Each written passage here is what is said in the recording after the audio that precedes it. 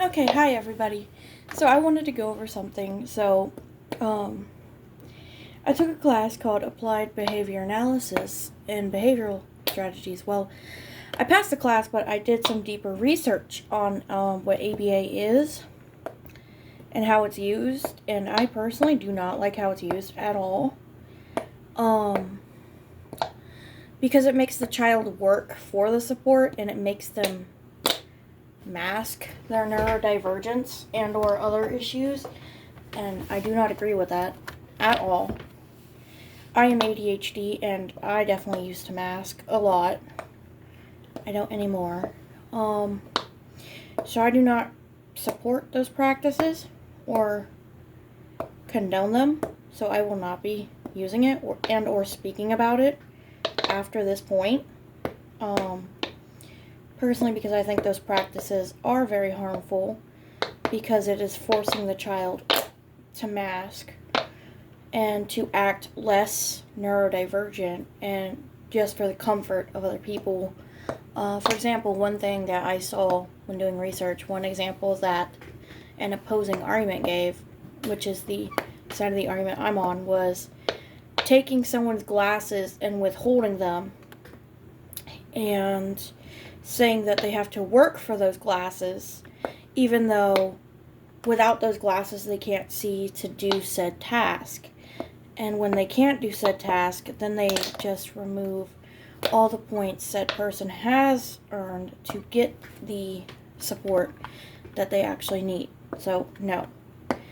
I know it's a lot deeper than just that example, and that has been used for years.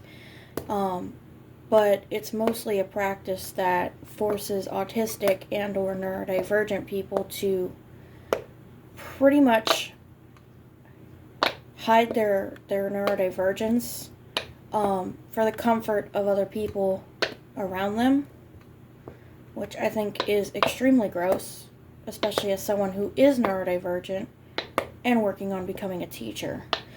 I don't think neurodivergence makes somebody less than, and they definitely don't need their supports taken away and be told to earn them because we don't like the behavior that they're exhibiting, when oftentimes changing the behavior isn't doing anything, because now you're just ignoring the physical, emotional, or social need that that child has, when all you're focused on is their behavior.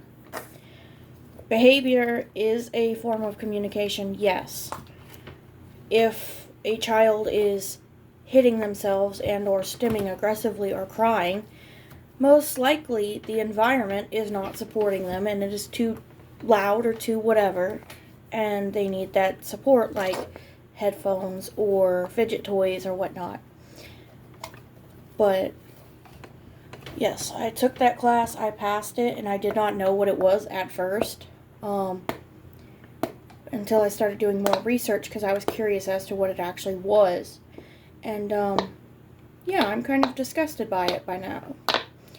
So, yeah, I thought this was like some really good, life-changing, help the kids type thing, when it turns out in actuality it's just to improve the action of normality in neurodivergent people, to make them act normal or look normal for the sake of neurotypical people's comfort,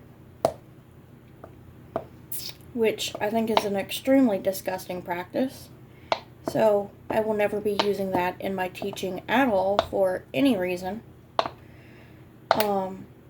because it's disgusting to do that. But yeah, I'm actually kind of disgusted with myself that I took that class, and even though it's part of my degree plan, I had to take it, otherwise I would have been failed or kicked out.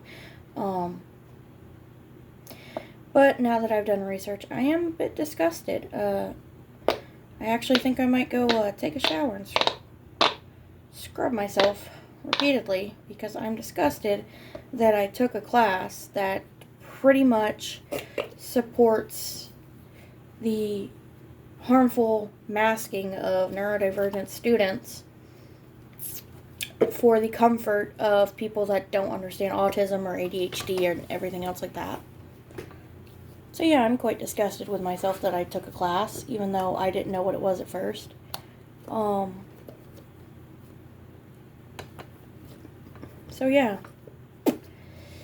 here's your first view at what it's like for me to be disgusted with myself for taking a class and not knowing what it was, and then doing actual research and digging deeper into what it actually is and realizing that it is a terrible thing.